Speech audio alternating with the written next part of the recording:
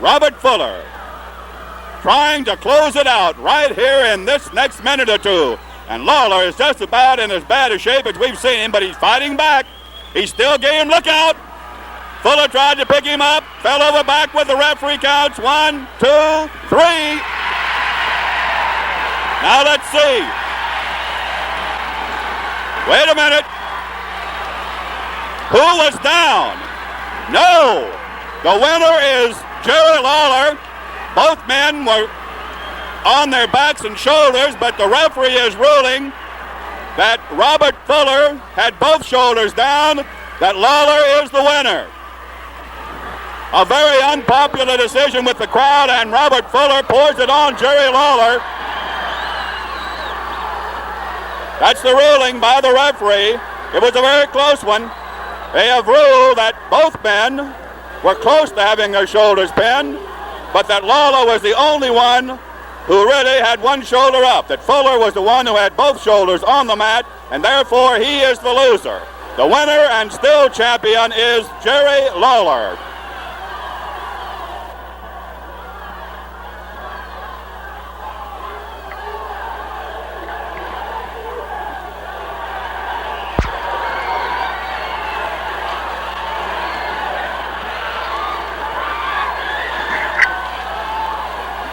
Way up on the stage, up on the bleachers now, way up on the stage, 20 or 30 rows up into the bleachers. Robert Fuller has Lawler, slaps him down, he comes. Look at that, head over fist all the way down on the floor. Robert Fuller. Robert Fuller drove him about 20 rows down. Look out, right into the wall, the solid concrete wall. Robert Fuller drove him right head first into it. Lawler staggering almost out on his feet, now heads for the dressing room. What about this one has been? But regardless, the winner is still Jerry Lawler, according to the referee.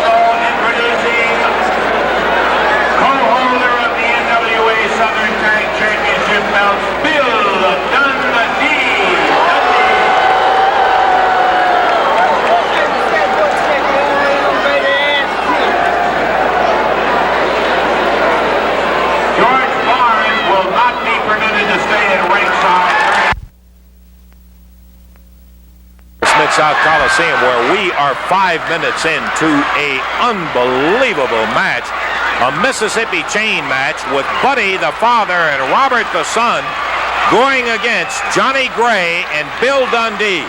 George Barnes, the Australian co-champion with Bill Dundee, who was scheduled to be in this bout tonight, was not permitted to wrestle due to a high fever and an increase of blood pressure.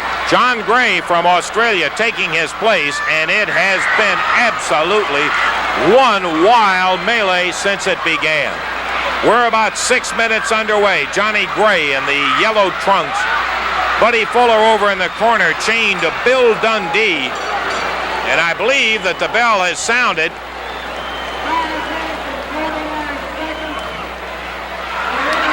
5 minutes, 49 seconds, and as we joined it, a minute and 40 seconds in, after we joined it, the Fullers, Robert and Buddy, are winners of the match, but Buddy's not content with just the win.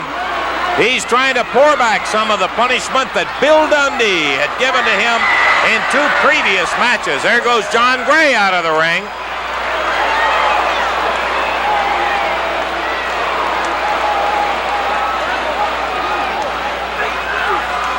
Dundee, still chained to Buddy Fuller, goes out on the floor, and Fuller gets the cuff off.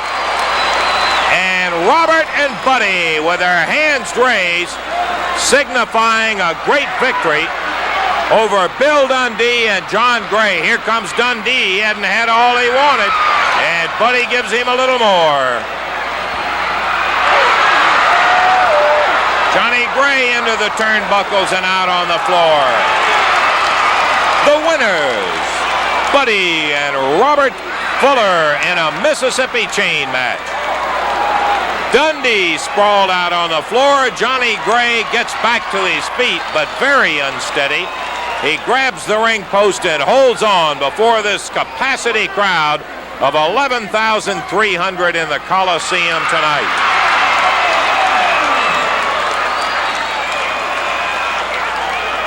Robert Fuller, who has been denied on several occasions recently by disqualifications and other flukes that belie his outstanding wrestling ability, being carried out of here, and Buddy Fuller helping right along with it with his younger son Robert. And so the victory goes to the Fullers over Bill Dundee and Johnny Gray. This is Lance Russell from the Memphis Mid-South Coliseum.